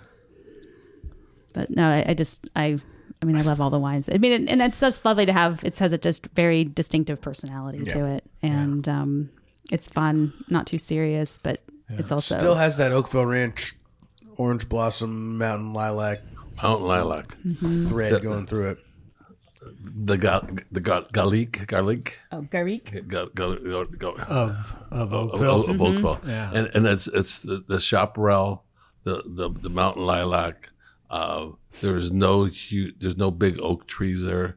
There's smaller. Some California Bay on California, that end. and the laurel, and down in the deep V there is eucalyptus. Okay, can we talk about, before we finish up with the cab, can we talk about this Grenache that you planted in there and why you planted Grenache in there? And did anybody know you planted Grenache there until it was growing? What did you see where you were like, hey, I asked permission, don't I? What did you see where you were like, you know what, this looks like it might be a good spot for Grenache? Well, the deep V is that it's a steeper canyon, and this is at the headwaters of the steeper canyon. And when I got there, it was Chardonnay, and the Chardonnay tended to be there was something, a virus in the roots of the fruit, the plants. There's just nothing ever really grew well there, and so I. What yours? 23. 23? 23. Well, Jen brought the new releases. Yeah, cool. I think we goes back to 15 was the first vintage we made of the Oakville Grenache. Maybe 14. I don't know. We did it a few years before we got involved with before it became out. Combi. Yeah. So there was 1 acre of. I ended up planting. It's less than an acre of Grenache there, just to see what it would do, and knowing that we could always make rosé out of it if it didn't perform the way it does, and then we went ahead and then planted the whole deep V. Because again, they're terraces, and it's hard to get vine density on terraces. And to me, terraces are a perfect spot for larger berried varietals, so you don't have to trellis them. And because if it's a contoured terrace, it's hard to get wires to go through curves without trying to straighten everything out. And it turned out that it produces a real beautiful wine. And it comes out earlier than the Cab, but ripens after the Cab, or right around towards the end of the Cabernet. And in the V, is it one side of the V that's facing east and one facing west, or is it go? They look at each other. North-south. More north-south, isn't it? Okay, so it's not like one's getting a bunch of morning sun and the other one's getting a bunch of afternoon sun.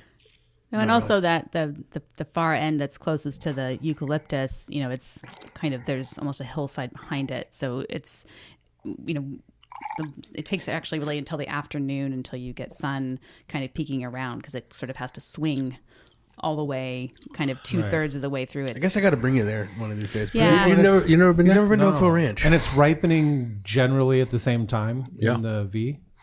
Okay. Yeah. Yeah. Okay. Yeah, I've never really noticed a difference in ripeness No, from because one side really, to the other. because I think that it's so narrow that it kind of, that all sort of behaves, shades itself. The heat summation is the same. Mm-hmm. when you compare this to, you know, the when we got into doing this was with, you know, the Combi looked at it and was just blown away by the terroir of the place and the flavor of that place. And so you talk about the same plant material that we're getting from Rossi Ranch into the other tet from Oakville.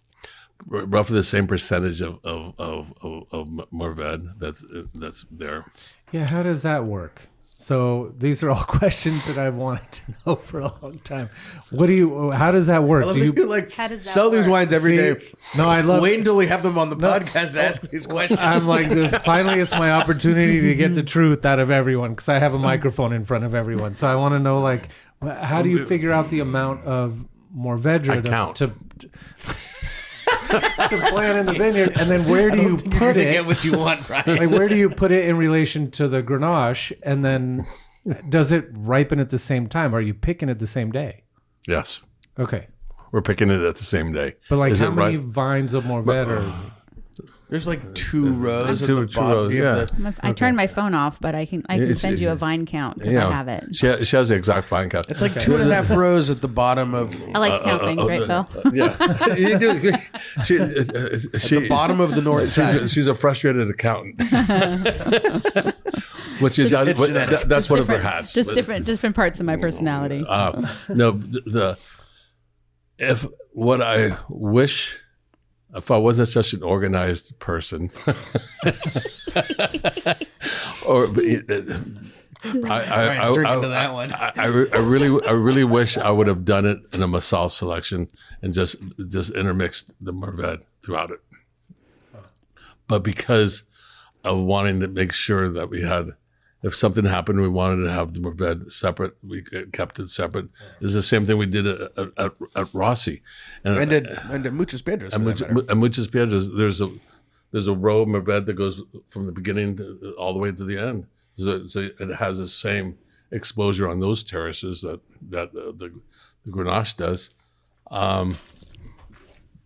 Sometimes I think, you know, having a totally random Massal selection out there is probably better, but in here it's harvested separately, but it's all co-fermented, so that and I don't think we weigh it separate. I think we've tried it a couple times, but it's never like the bin. You know, you're always like, oh, we have this half a bin. I think it's marked, but yeah, I'd have to go back and look at weight tags. I don't think we've ever weighed it in separately. No, we've tried to like keep it separate so we had an idea, but you know, usually we fill like a bin of the Mourvedre, or like a 2/3 of a bin, and then you got to like throw the rest of Grenache on top because you're running out of bins and truck space, and harvest logistics kick in. Mourvedre ripens slower. It's always a little less bricks than the Grenache, and I look at that. The reason where you have a field blend with Zinfandel, or you think of Old Hill, which is Vale blend, is that there's 14 different varieties out there. There was a reason for that because the Grenache will have a tendency to get a little bit overripe, and during that time frame, Zinfandel will definitely because it does ripen and a cluster is totally uneven. You have from a pink berry to a raisin on it, and you can't control that heat spike that happens in the middle of the night. That all of a sudden goes from 23 to 27, so by doing the co-fermentation, you're able to control the alcohol somewhat. Kind of pulls it back in. Holds it back in. But, you know, what I find amazing as you taste we haven't tasted the cab yet, but you taste all of these Oakville wines. Grenache in between. No, these Oakville wines is that acidity that it holds. Right. And there's an austereness to all these wines. And again, it's the terroir of Oakville, because it is, you know, it's some 700 to 1,000 feet. I think 1,000 feet is our highest grape, but there's not a lot of direct sunlight into it because the way it's this hidden little valley behind Della Val and what is the other neighbor's name? For the Patrick. Turnbull. Turnbull.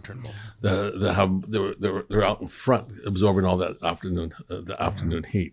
But there's the beauty of those soils is that there's enough clay in it that even in a heat spike it maintain the moisture to the plant, and the acidity's there.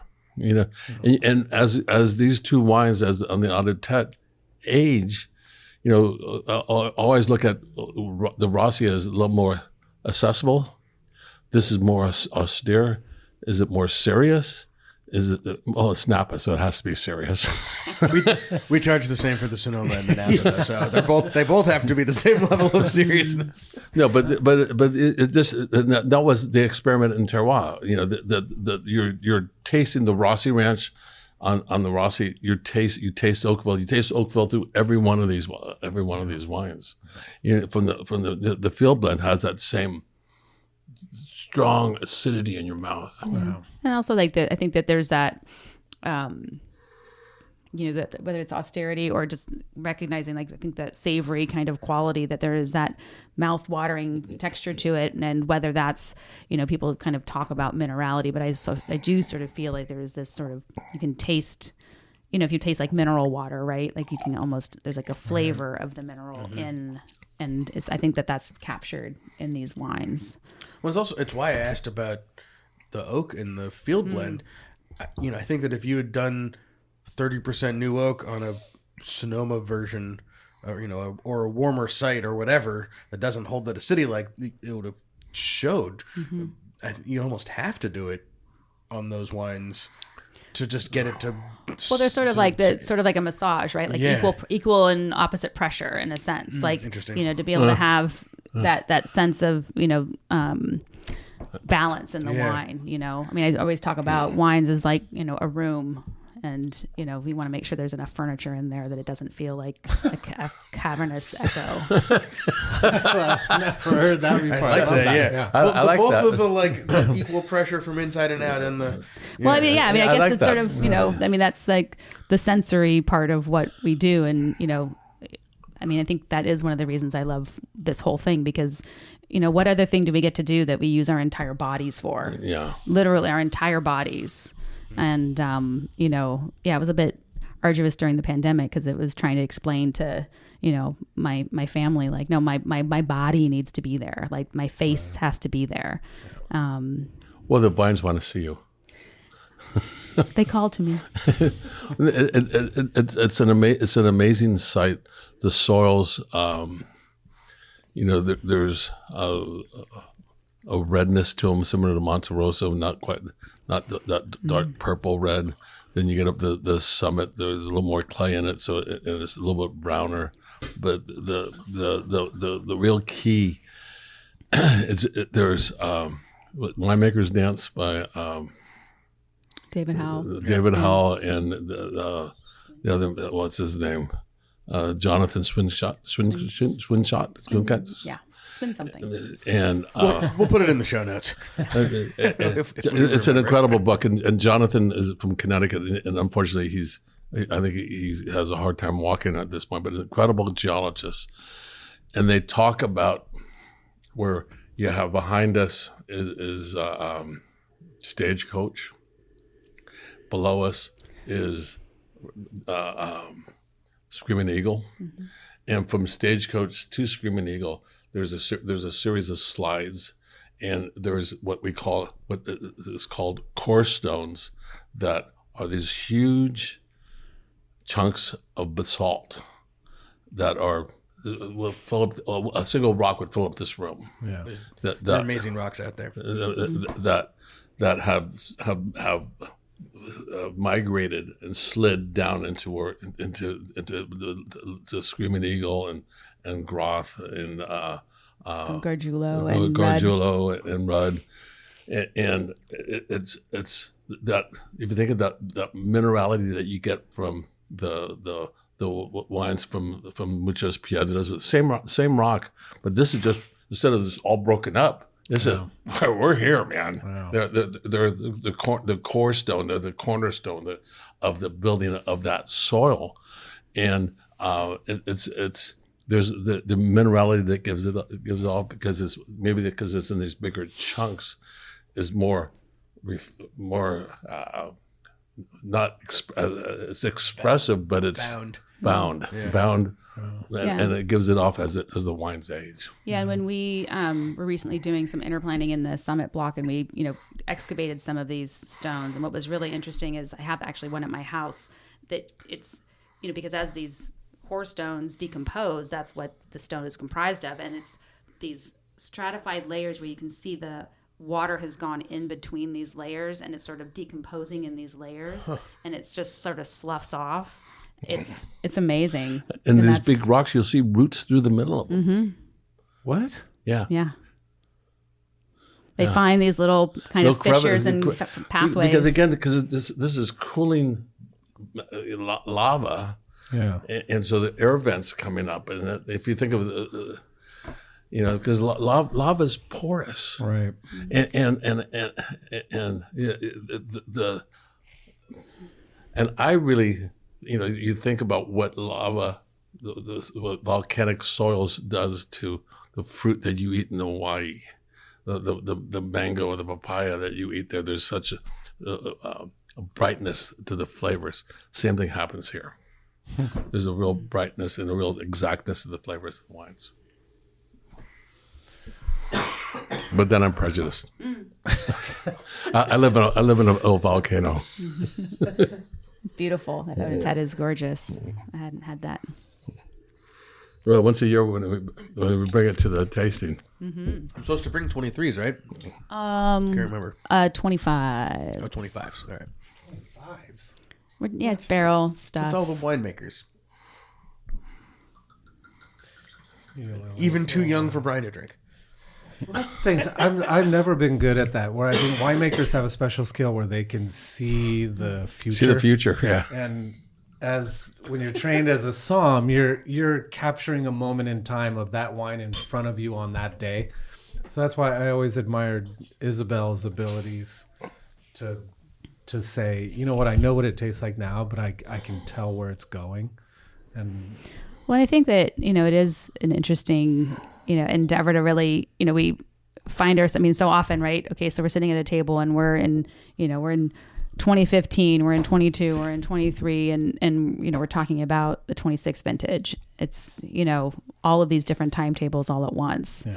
And I think that it is part of the beauty for me of having had the experience of being at this property for as long as I have and being able to see it through so many different iterations is you're just continuing to kind of build that matrix in your head of what was this like when, and what is it like now, and what was the season like, and all of those things. And so I think that that's where the intimacy piece of narrow and deep with a property like this that you get, I think that helps with that insight.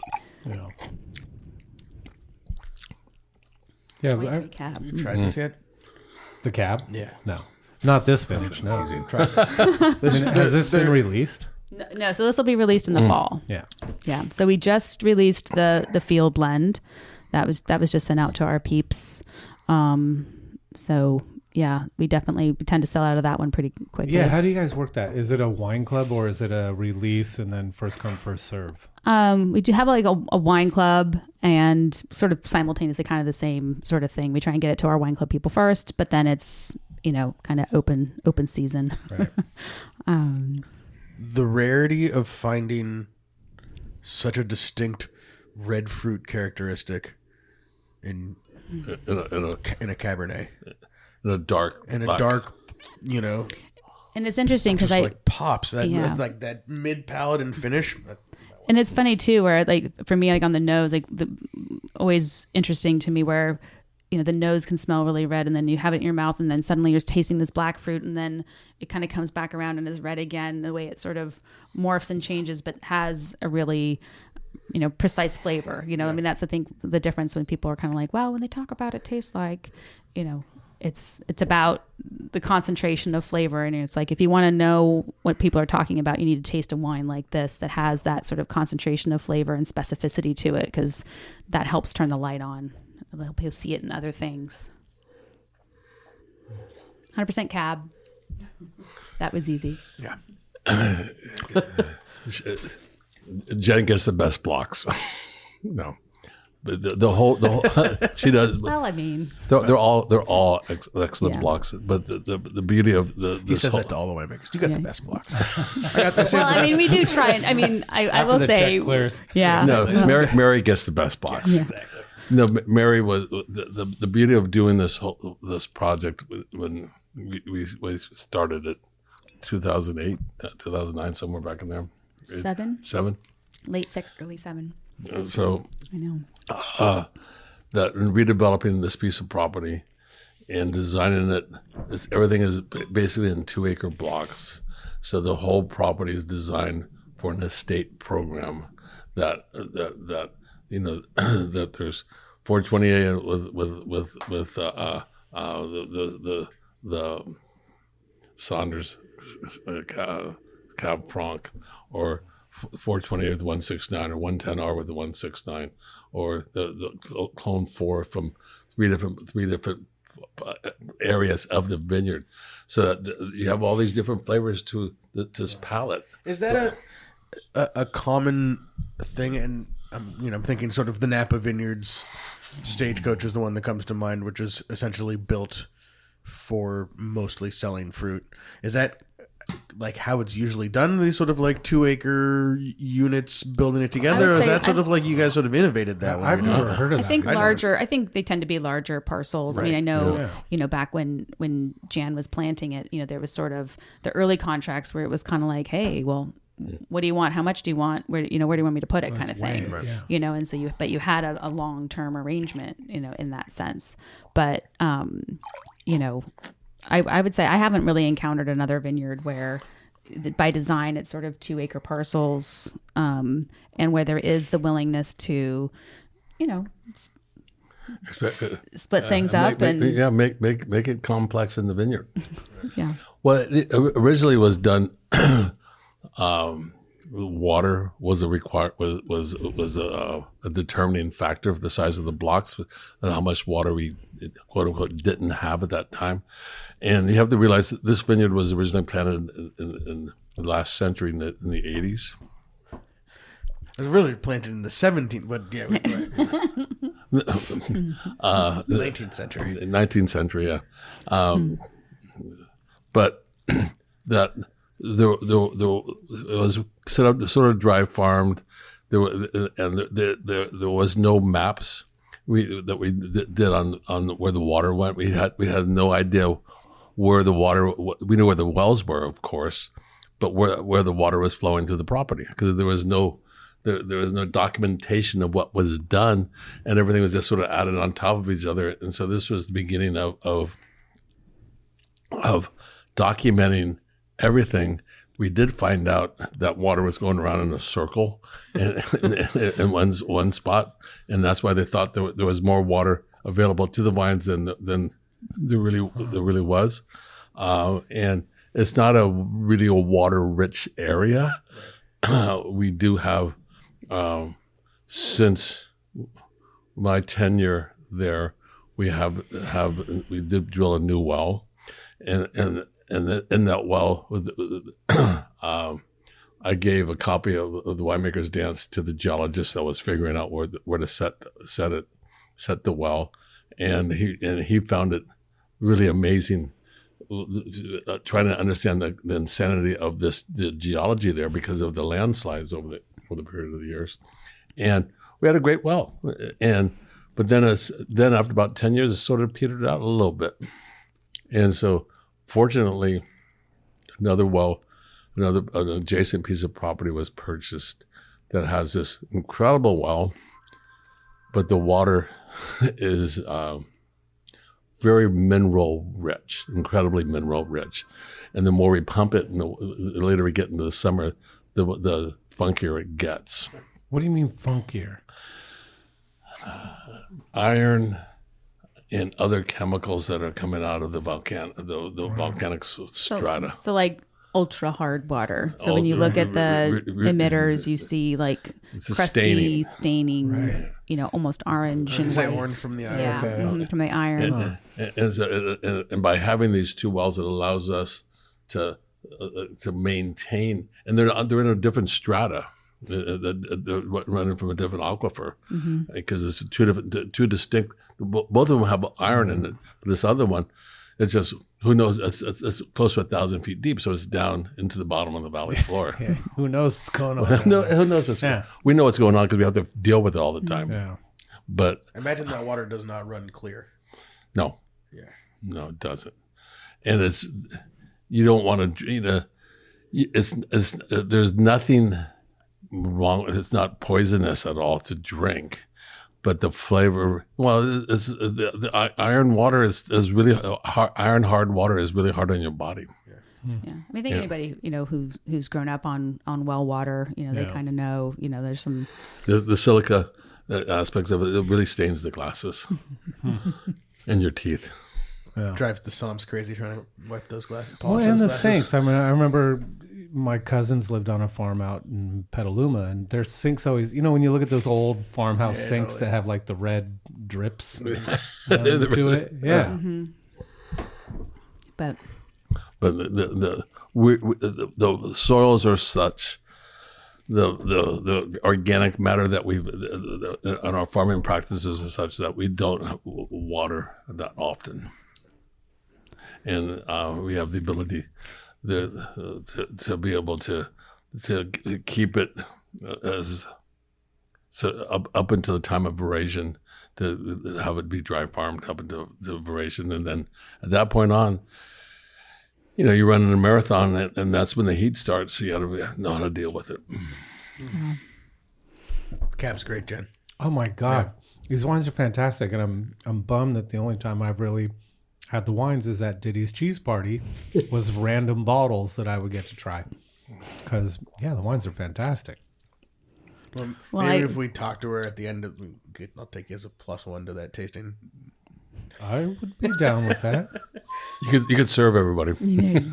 Whatever I got to do, get me in the door.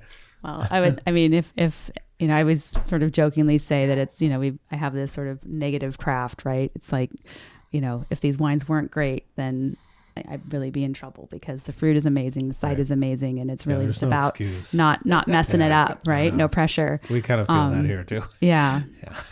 and really, I have to shout out Mary Miner, because as the patron of our vineyard here, and all of the attention and resources and care and freedom, really, to be able to say, just grow the best fruit that you can, and standing behind it. And she's a really private woman, but we just try and do what we're doing to be able to be worth the Oakville Ranch name, and really as an homage to Bob Miner, who didn't get a chance to see all this. So we take really seriously what we do, but we also try and seriously have fun. Yeah, and for me, it's been a great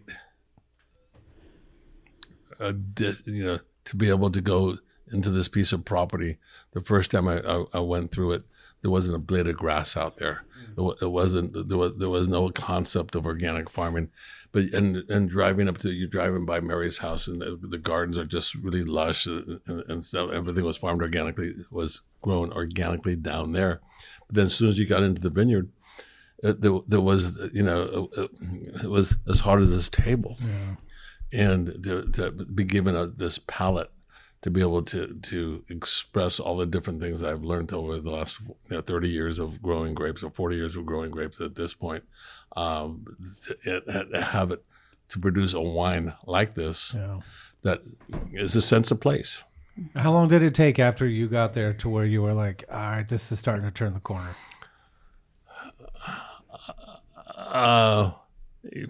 Day 2. Well, I man. mean, because I think that's the other thing too. Is like that the site is so strong that I mean the fruit that was coming off still was beautiful. It was just it was a time and place kind of thing. Yeah, you know? And it's to bring it to the next level. You know, the thing that that if you look at this table and this table is a rectangle, all the rows ran the long ways, and this row halfway through the table would go from Cabernet to Chardonnay. So you're driving through Bordeaux, and all of a sudden you're in Burgundy, and there were big 8x10, 10 8x12 vines done in the old style, and everything's watered at one time, Right. And so then water's going around in circles, so nobody really knows where it's going. Or because you turn on a valve and it turns on over there. There's all this different stuff, and so it was unraveling a puzzle, Right. And then bringing 21st century viticulture into it in a traditional fashion into this piece of property. And we couldn't. We wanted to go from 8x12 to we went to 5x8. 5 feet between the vines, or 4 feet between the vines, and 8 feet in the rows.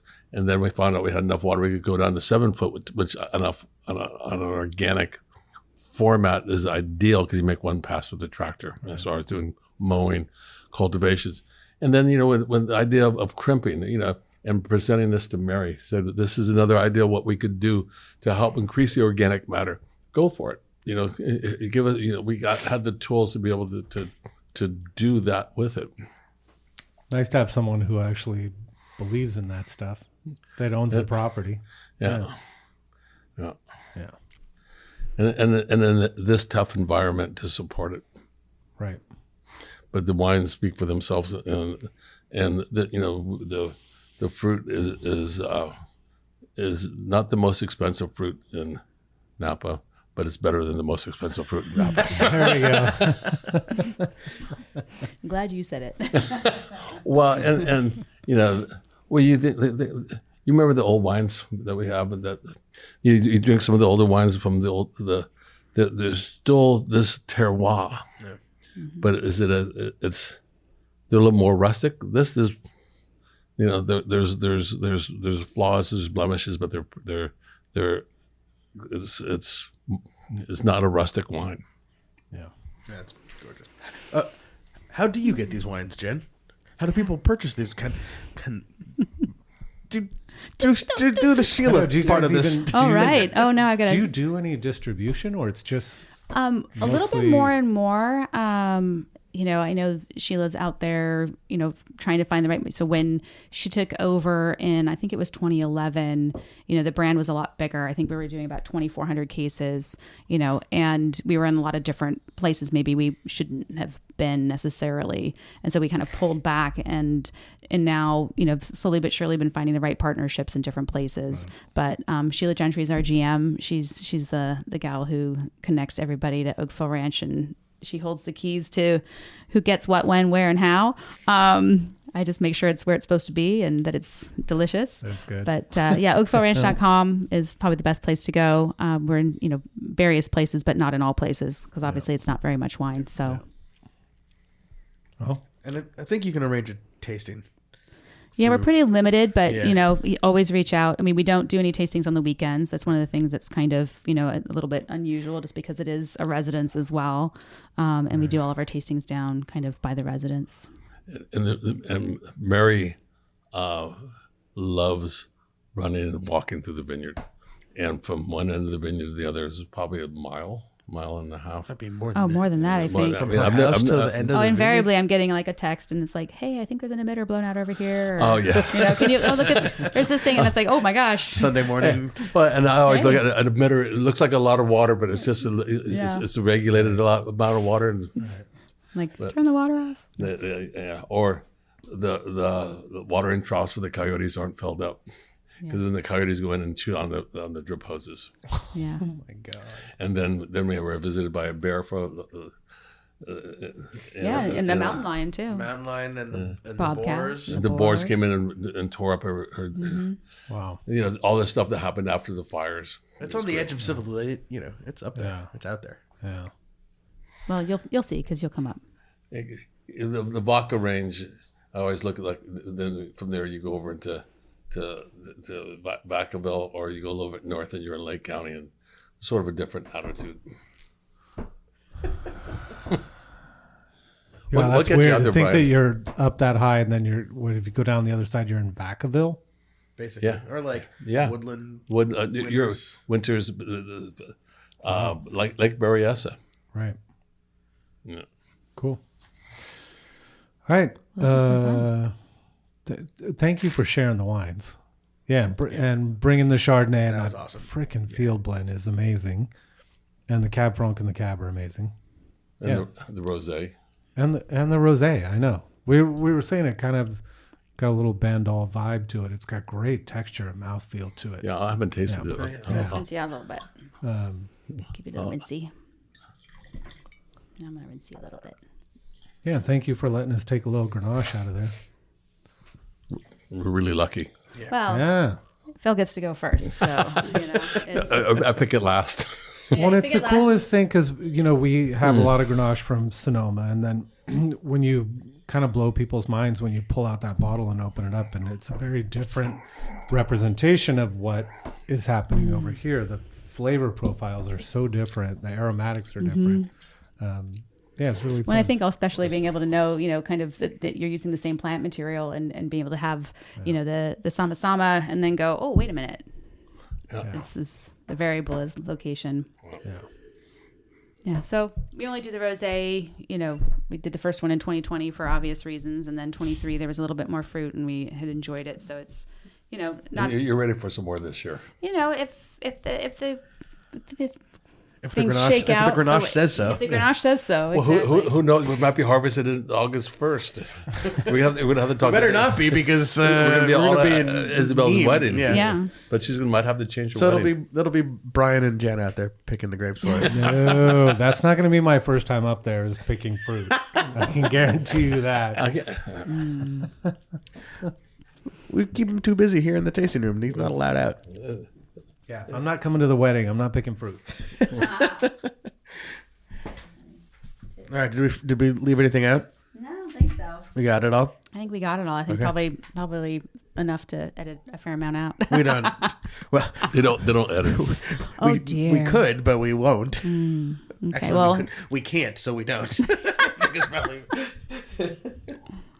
And I don't know that we have anything coming up. well, we're at Region all week. Oh, thank you. Actually, we're in Sebastopol. Sam, you're going to be there As the day comes this out. show comes out. Yeah. Pouring the Homage Blanc, little Dosimone Syrah, and then you're going to bring some fun stuff. I am. Yeah, I haven't told you that yet. Okay. What is this for?